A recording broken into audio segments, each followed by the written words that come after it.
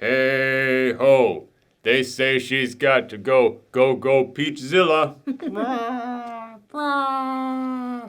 Oh God, no, don't kiss, no kiss. Okay. Hey everyone, it's me, Aaron. I'm Michelle. And this is Peach. You all know Peach. This is the main reason you guys tune in. Yep. Where's my clickbait dog at? There she is. So we just got out seeing Godzilla King of the Monsters. And this thing, critics are not really enjoying it, but audiences are. And the critics I've been seeing have mostly been like, yeah, it's just nothing but monsters destroying each other for 2 hours. You have a different definition of destroying each other for 2 hours from me. Because I feel like I was sold a different movie from those complaints. I wish this had just been monsters destroying each other for 2 hours. Yeah, it's like they complained about how there wasn't enough, like, human interaction. It was like, I thought there was plenty of it. I thought there was too much. It wasn't as bad as the first Godzilla, the Godzilla 2016. Yeah, because that guy was boring as a sack of rocks. And they kept cutting away from the monsters to go to that guy. At least on this one, when monsters are doing stuff, they tend to stay on them. Yeah. Every now and then you gotta cut to the people, like, running away from them. It's like, okay, I understand, human element and crap. This can't just be the nature documentary about kaijus I've always wanted, but... No. That'd be interesting. Like, yeah. In the future, like, we have to live on a different planet because the kaijus have taken over Earth. And that's the purpose of the Netflix movie that they did, the Netflix animated one. Yeah, but I heard that didn't do too well. I've heard it's terrible, and it is going to be the subject of our latest Patreon commentary track. For anyone who doesn't know, we do commentary tracks every single month to a movie. I haven't seen it, so this will be a first-time watch. So we'll see how it is, but we're not here to talk about that. Basically, this movie, it picks up, 5 years after the last one, and it focuses on a family that lost their son in the attack on San Francisco. And these parents are scientists who have been working for Monarch, and the dad kind of went down a dark path, and he left Monarch, but the mom has been working with Monarch, and they're now studying Mothra. And Mothra is about to hatch out of its cocoon, or its... No, it's egg. It's egg, yes. Yes, it first became a larva. 2 stages. Yes. And I'm going to mute my phone because it just dinged. But yeah, so they are studying the egg of what's going to be Mothra, and their daughter is the child from Stranger Things, and which you all know who I'm talking about when I say that. So of course she wants to be friends with these kaijus. Yes, well, that's the thing about the Godzilla film. There always has to be... God, Peach is getting restless. Yeah, she is. There always has to be the little kid who's like, no, Gamera actually wants to save all of us. Like, it has to be a little kid who connects with the monsters. And they have invented this kaiju call, for lack of better terms. Yeah. They don't call them this, and this they keep calling them Titans. And I think it's simply because Pacific Rim has kind of ruined the phrase. Like, you can't come in here and say kaijus because then people out there who watch these movies but don't really know about these movies will go, oh, you're just ripping off Pacific Rim. It's like, no, Pacific Rim just took the name that is, like, the given name for all these. Yeah. Way to go, Pacific Rim. Now we have to call them Titans. So, I feel like I am making a jumbled mess out of what is basically nothing so far in this film. So they have this, it's basically like whale song. Yeah, it's called Orca. Yeah, it's called Orca. And like, basically it kind of uses like frequencies to like try and like connect like... Basically they try to make a call for it. Like they do with whale noises in order to let whales know like... location and stuff. Yeah, they use like whale calls in order to let whales know don't come too close to this area and stuff like that. They're trying to do that with kaijus. And I'm going to call them kaijus, not titans. However, there is an evil person out there, a bad man, and he wants to get the kaijus for himself, and he's got reasons that change throughout the film, so it's not really important. No, we just need a bad guy to unleash all the kaijus, aka Titans, so... I guess, but then, like, the second one they unleash is King Ghidorah, and anybody who knows anything about Godzilla, yeah, that's his Joker. That's Godzilla's Venom. Yeah. That's his, like, arch nemesis. They even, like, hype it up in here like, oh, the rivalry between these two is very well known. And I kind of feel like, yeah, okay, you need someone to get us to King Ghidorah. We don't really give a crap about you after King Ghidorah gets here. In fact, like, they're trying to use this Orca thing to control King Ghidorah. Again, we save all the spoilers for the spoilers section, but let's just say that doesn't quite pan out. Yeah, it's like a lot of like the what they show in the trailers, or like what they explain in the trailers, is pretty much the entire plot. It basically is. Like, we've summed up the plot now. King Ghidorah awakens because bad people awaken King Ghidorah. And now King Ghidorah is just messing stuff up, and it's awakening all the other kaijus all at once. They're all coming. He's summoning them. He's summoning them. It's How to Train Your Dragon 2. Is what it is. It pretty much is. It's 100% How to Train Your Dragon 2. If you saw that, you know, all right, there's the alpha dominant one, and all the other ones have to follow whatever the alpha does. Like, honestly, even when Toothless got his special powers, it reminded me of Godzilla when he uses his hyper beam. Yeah, basically, yeah. How to Train Your Dragon is just a big ripoff of Godzilla. So, yeah, it's a fairly simple plot. And, like we said, the big problem that so many people had with the first Godzilla film, well, when I say the first, I mean the 2016 version. Was it 2016? No, it was 2014. That was 14, yes. 14, yes. Okay. Yes, because it said, like... 5 years. Yes, 5 years, which it is, so... Yes, I did math. But one of the big problems that everyone had with that was that I'm here for Godzilla. Why is it you cut away every time we get to Godzilla and go to the most boring man alive? Yeah, no one really cared about the humans in that film, and they kept shoving the humans in there. Man, I got mad at that movie, like, the second time that they cut away from Godzilla. First time, I was like, all right, I get it. You're just teasing him a little bit. And then the second time that they were about to fight, and like those big doors closed, I was like, you got me. Movie. Yes, Peach, I'm okay. But I still don't think it was as bad. Like, oh, you're talking about the first one, but yes. Second. This one, they don't really cut away from the monsters, but there's still not a lot of monsters. Yeah. Like, people talk about this thing. All the critics talk about this thing are like, oh, it was nothing but just giant monsters punching each other the whole time. It's like, you're talking about, like, Michael Bay Transformers levels of, like, just dumb action nonstop. This is really only, like, 3 set pieces. It's fairly tame when it comes to that, and honestly, that's kind of the pattern that the Godzilla films have. Yeah. It's the setup, defeat, comeback. That's how they all basically go. Hell, that's how, like, all sports movies go, too. Godzilla's just a big sports movie, everyone. Yeah, so... The Godzilla baseball team. Da-da-da-da-da. Why wouldn't it be football? Well, okay, it's American sport. Japanese, okay. It would not be football. Okay, makes sense. But Godzilla would be really good at football. I'm just thinking about, like, all those really dumb, like, there's nothing in the rulebook that says a dog can't play basketball. There's nothing in the rulebook that says a kaiju can't play baseball.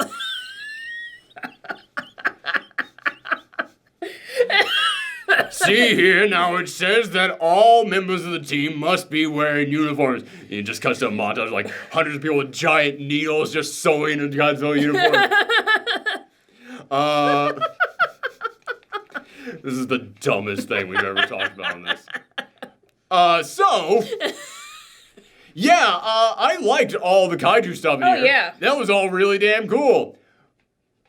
But to all the people out there who's like, oh, it's just nothing but big monsters, and all the people out there who's like, I can't wait to see me some big monsters, tap that expectations down a little bit, because it's still a whole lot of, well, we gotta follow the human people around. I don't want to follow the human people around. Human people kind of suck in these films. Yes. Not as bad as the first one because they were boring, but in this one, it was always like, well, what if we do the same formula, just constantly cutting away to the human people, but now it's like G.I. Joe. You're following Monarch, and Monarch's like S.H.I.E.L.D., G.I. Joe, they're just some secret organization, and like the government at the beginning of this, they're coming in talking about they should be regulating these kaijus, they should be coming in here and taking control of Monarch and incorporating that into the U.S. government, and you're looking at the tech that Monarch has, and I'm just like, I don't think the U.S. government could take control of Monarch. They've got like giant super jets. They've got their own helicarrier, and I keep looking at that like, who's going to regulate this? Like, they're bigger than anyone that would try and regulate them. It's like the government come in and is like, what does this button do? Boom!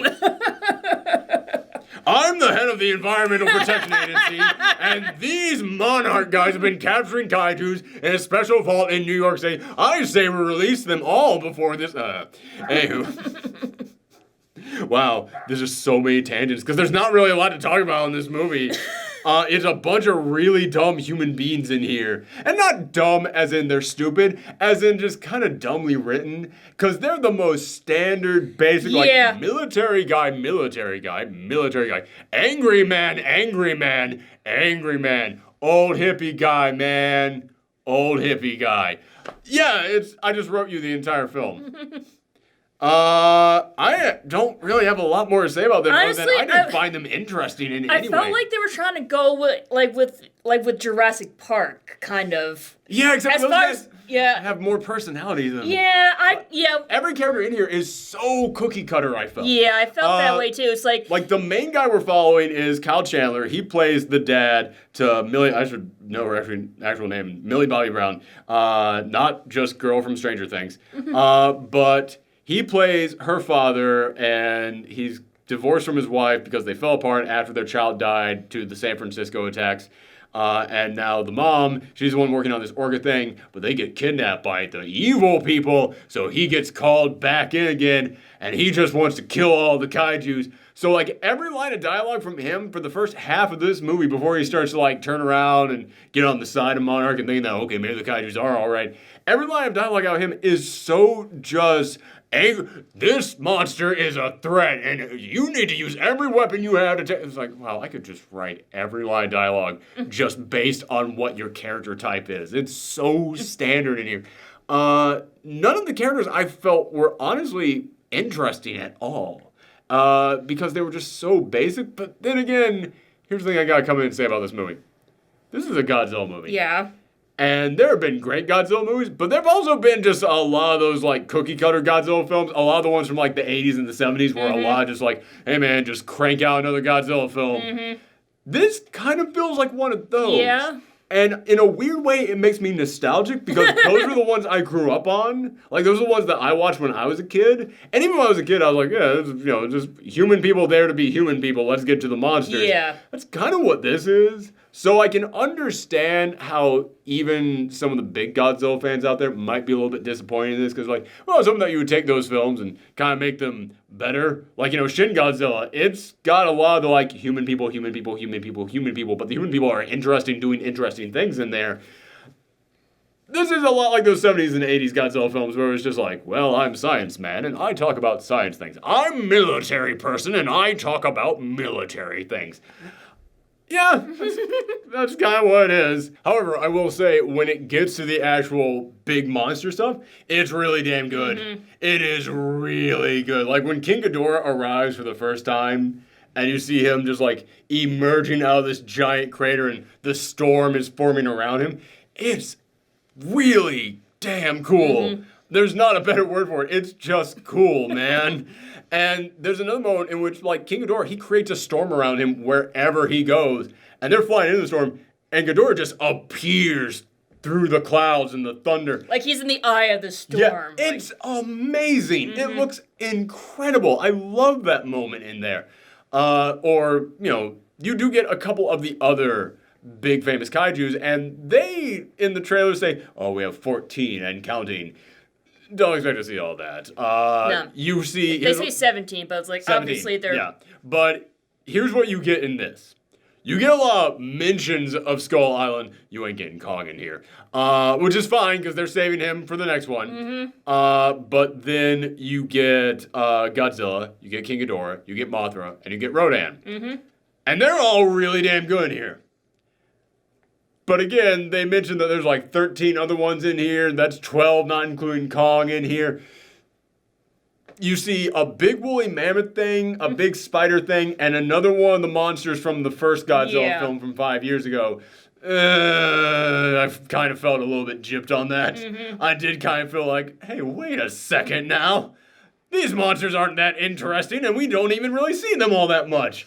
Like, honestly, I was half expecting, like, a giant wolf to appear because the father was studying wolves. Yeah, so I was like, oh, is this foreshadowing? Is there going to be a giant wolf that Godzilla has to fight? Is there going to be Ralph from the...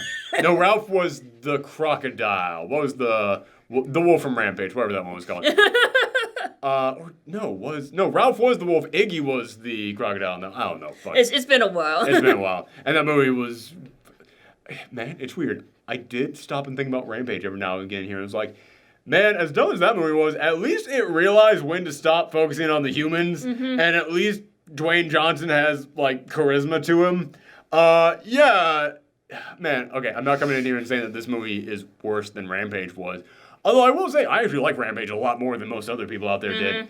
However, there are some things this movie could have learned from Rampage, and if you just want to see big monsters fighting each other, I feel like that movie gave you a little bit more than this one did. However, when the monsters do fight each other in here, it's really damn good. Like, when I was a kid, I really liked Rodan.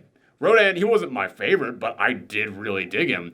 So when Rodan appears in this, man, I was satisfied. Rodan, in many ways, is almost the MVP for me in this film. Because his emergence out of this volcano and just the shots of him flying around, just like fire emitting from him. There's a whole sequence of like him chasing down the big Monarch helicarrier while fighter jets are trying to take him on. I won't go into like too many details about it. I want you guys to experience it, but it's awesome. So I think Mothra is my favorite of the kaijus, and it's like, I was really excited to see her. I just wish there was more of her. Yeah.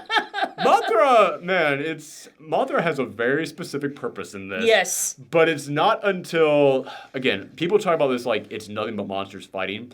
It's a lot of small interactions, yes, and then like a fight like here. there's a setup to the fight. And then there's the big fight at the end. Yes. And the big fight at the end, it does have setup. Because the big fight at the end, like I said, you really only get 4 monsters in this thing. And then like on, like on a TV screen, you'll see another monster there. And I don't know the really weird, obscure monsters from Godzilla's history, because he's gone up against some weird creatures. So I don't know if they were actually based on anything, but I don't remember Godzilla ever fighting a woolly mammoth. And it's a shame, because I keep looking at that like that is a perfect opportunity to fit so many other creatures in there. But then I have to stop and like, yeah, but they want this to be a whole cinematic universe. And that would be like if, during the Avengers, you just suddenly showed off like, 20 other superheroes. Yeah. It's like, yeah, no, you want to take your time and build this stuff up. So I hope that they get that chance. I hope so too. Yeah. Because they're obviously like setting up for like more movies They're in the future. setting up, well, we know that Godzilla vs. King Kong is the next one that's coming. We know that's coming. Yes, but I think they're also buying me more movies. They want, that, yeah, yes. they want all these guys to get a movie. So yeah, it is a little bit of a shame, but at the end, it is those 4 going up against each other in some big battle royale. It's really damn cool. It's really awesome.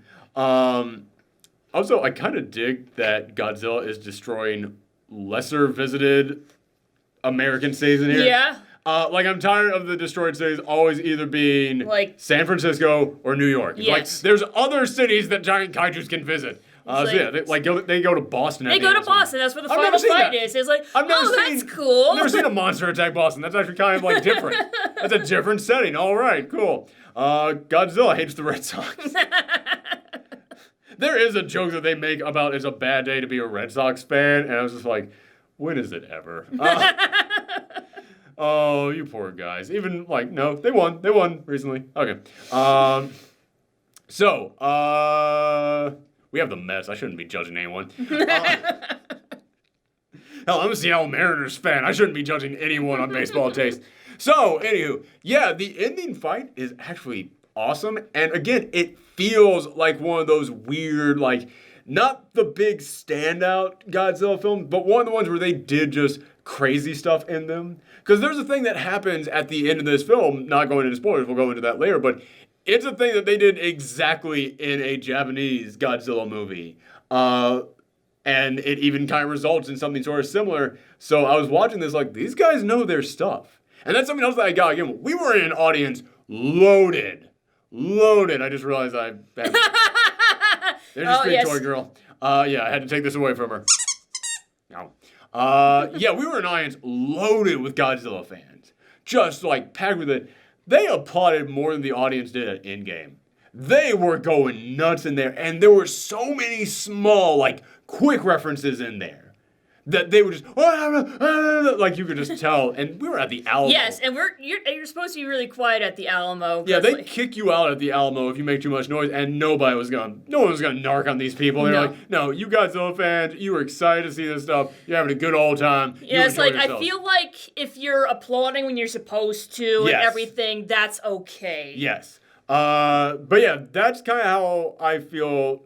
I feel like that's a good way of summing up this film. I feel like if you're just going in this because you just want to see big monsters fight, you'll get that, and you will like that, but you're gonna have to sit through some stuff to get to that point. Yeah, and honestly, if you do want to see a monster movie where they focus more on the people instead of the monster itself, go watch Cloverfield. Oh yeah, Cloverfield's actually a really good example. Yeah. Yeah, Cloverfield's a really good example. I actually think that Kong Skull Island was another great example of that. It's weird to me that the Kong film, so far, is my favorite of this shared kaiju cinematic universe that they're building. That one I actually think is really undersold. I think that one does not get the credit that it deserves. Go watch Shin Godzilla. Shin Godzilla is an amazing film about, humans responding to a monster attack. This one, it's G.I. Joe. It reminded me almost of the Marvel comics that they put out in the 70s when they got the rights to do Godzilla comics, and it was just S.H.I.E.L.D. basically being like Captain Ahab, having to hunt down like, no, I must capture this.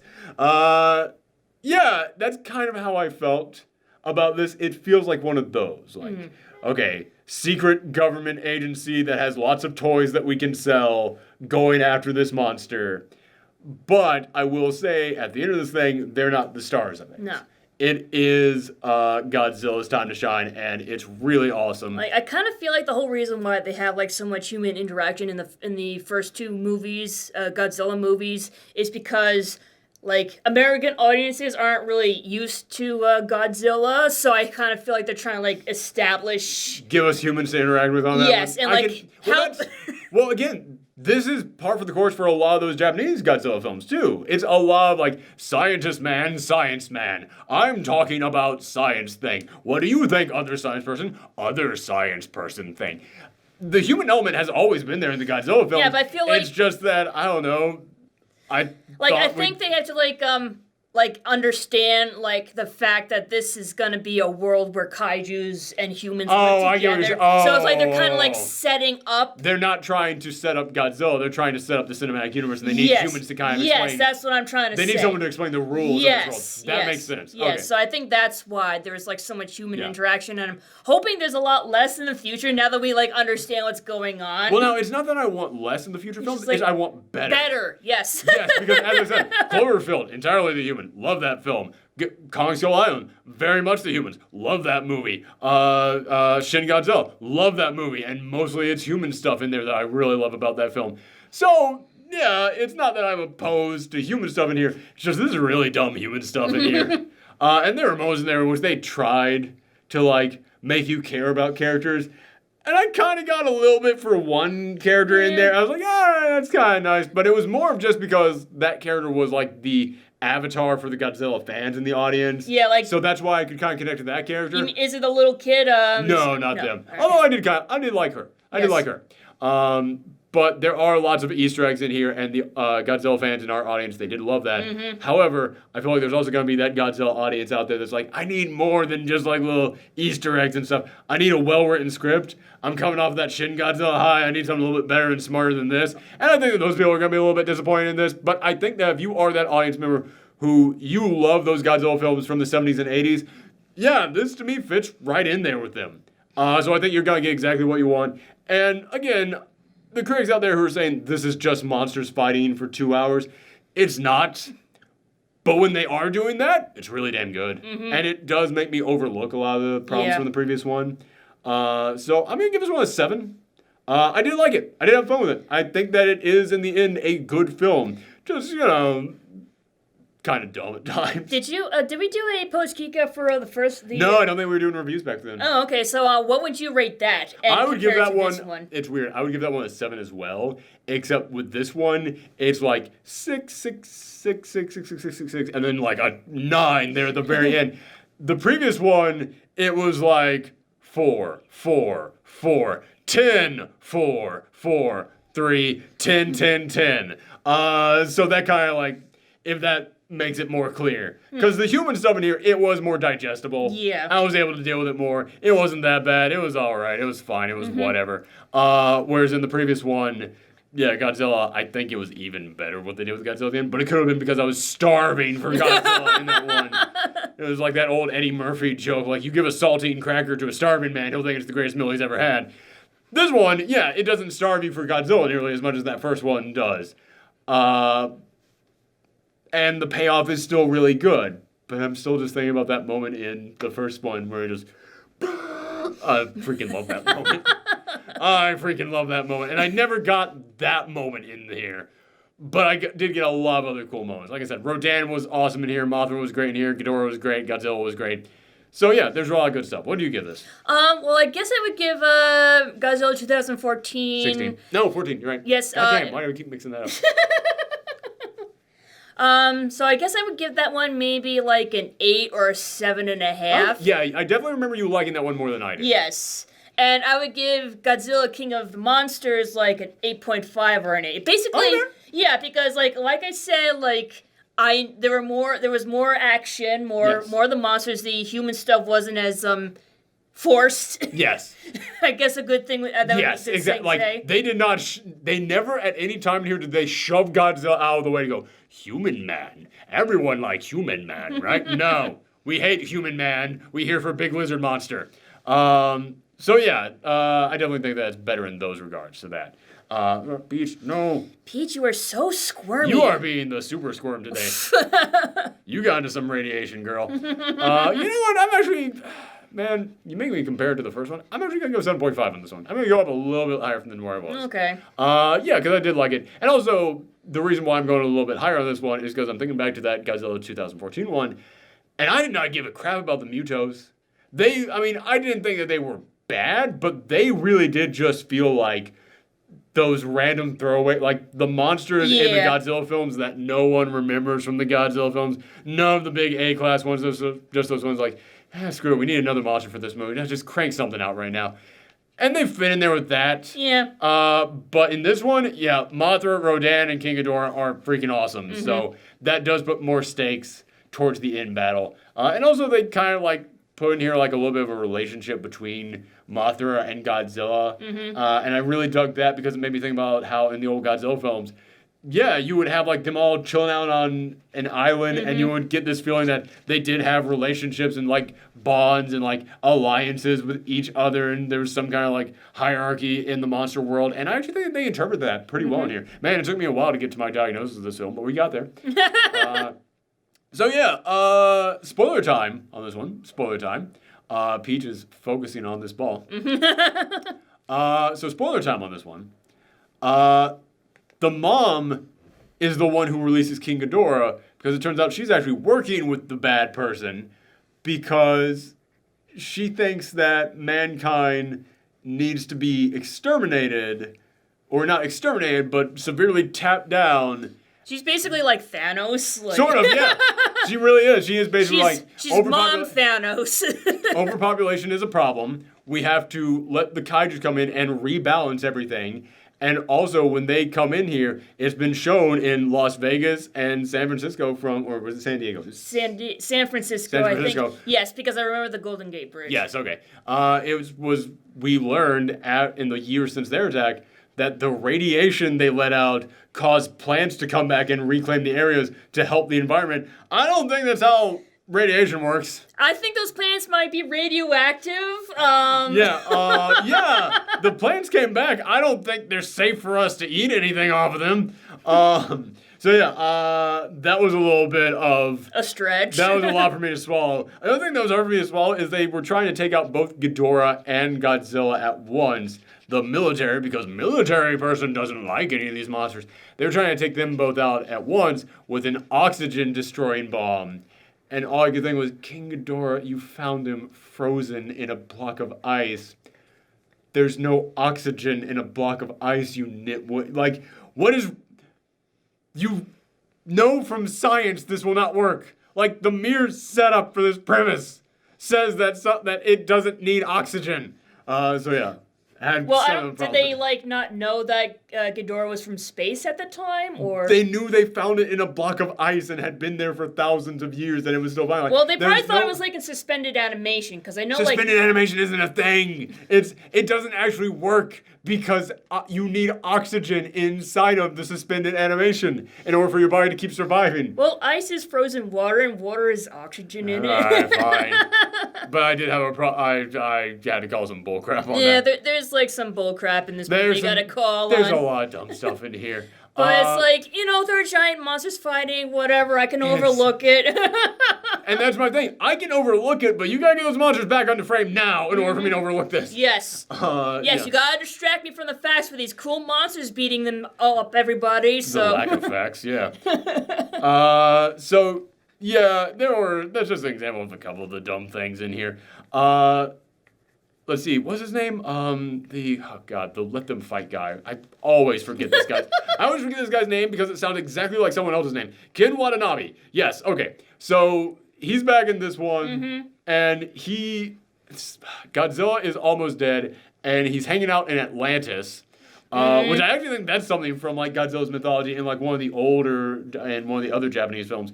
But he's hanging out in Atlantis because there's a lot of radiation down there, and that's where he was born. So he's trying to recover. God, you are a squirm monster. Here's your ball. He's hanging out down there trying to recover. But they could say that could take, like, years. And they need him now. But there's too much radiation in there for anyone to survive. So Ken Watanabe goes in there with a nuke, and he plants it, and then he just walks over to Godzilla. Godzilla opens his eyes, looks at him. He puts his hand up. Goodbye, old friend. That was the moment. That was like the only human moment in here that actually kind of got me. And it was partly because, like, I have a connection to him from the previous film. And it's like, yeah, this guy has been following Godzilla this whole time. And he's had, like, this, like, they keep talking about symbiotic relationships. And you look at this and it's like, he kind of has a symbiotic relationship with Godzilla. He's been trying to protect Godzilla from the government. And Godzilla gave him a purpose in life. So it's like, okay, that's kind of like, that's nice. And in all those Godzilla films, you do need that one human guy that's like, no, I'm on this side of the monster. Yes, I understand the monster and I'm with them. I kind of dug that. But also, let's be real, Ken Watanabe is meant to be the audience. Ken Watanabe is meant to be that guy in the audience who is a big Godzilla fan and he just wants to be Godzilla's pal. And anytime that you can give me in a pop culture, like, adaptation film, like someone taking, like, a classic franchise and adapting it into a movie, and that franchise has fans, and you give me that character in that movie who is meant to be the avatar for the fans, I always kind of root for him, especially when you give him, like, a fan moment like that. I always kind of like stuff like that, so I'll give him that. But what really got me in here at the end, not got me, like, on an emotional level, that's the closest I got to anything emotional, but got me in the big, like, yeah moment, was Mothra sacrifices herself for Godzilla, and then, like, Mothra dust sprinkles down onto Godzilla, and I went, are you about to do the I absorbed the soul of a pterodactyl to gain meteorite powers or whatever, like Godzilla did in Godzilla 2000 or whatever it was? I don't remember which one it was, but the one where he fought Space Godzilla, and, like, he got, like, some other monster, like, gave Godzilla its soul, and then he went super powered. Yeah, they did that.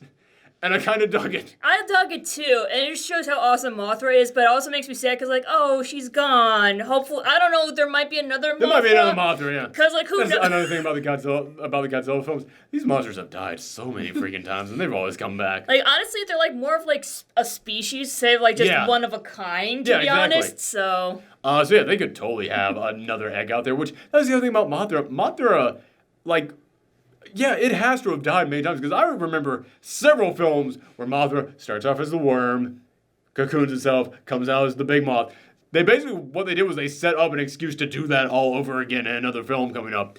But yeah, I love that they basically pulled that move from another Godzilla film and put it in this one.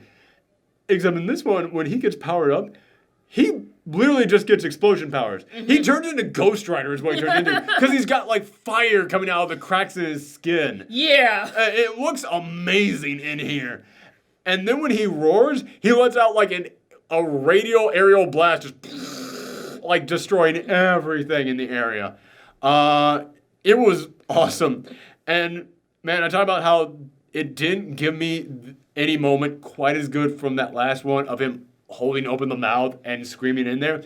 But it gave me something real close with when he was taking out Ghidorah. And Ghidorah is, like, melting from Godzilla's heat. Just Godzilla being that close to him.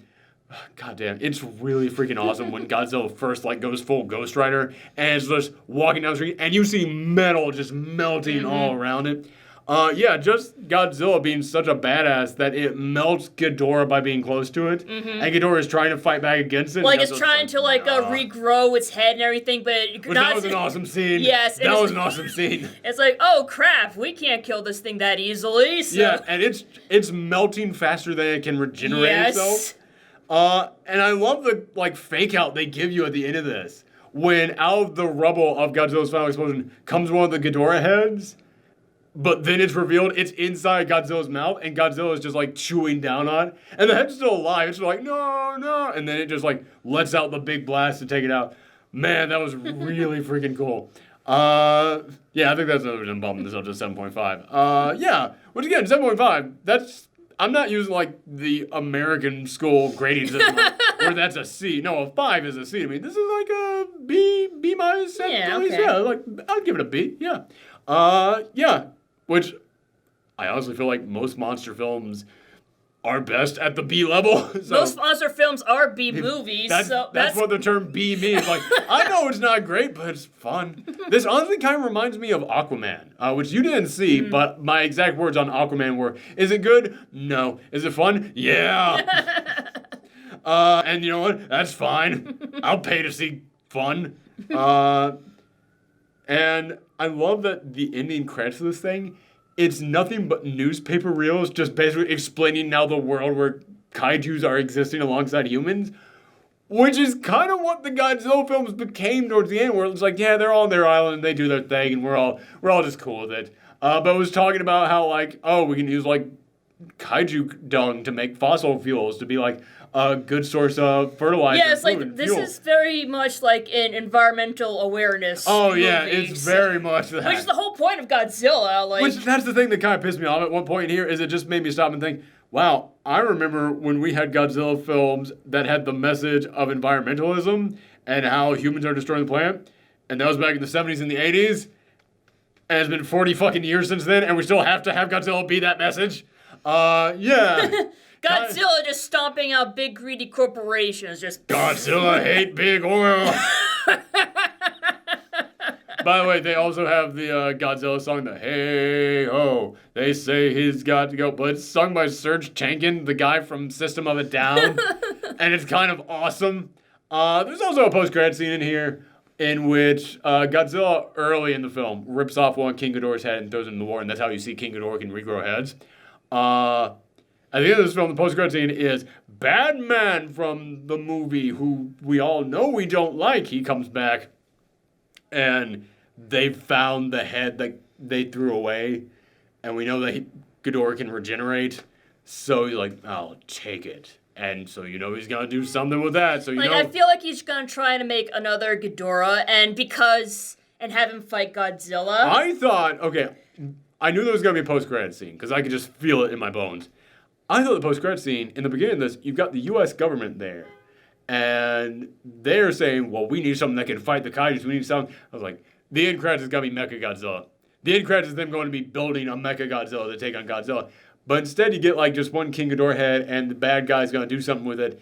And I was like, oh, right, there was Mechaghidorah, too. Yeah, there was. There was. So, like, okay, maybe sure. Maybe they're going to have a cyborg Ghidorah yeah, or something. There was cyborg Ghidorah where, like, one of the heads was okay. It's like, okay, all right, I see what you're doing on this. I'm fine with that. By the way, I like that one of the Ghidorah heads was the dumb one. Yeah. Yeah, I like that the right one was always like, ooh, what's this over here? And the other one's like, stop it. You, like, they were basically Three Stooges it. Yeah.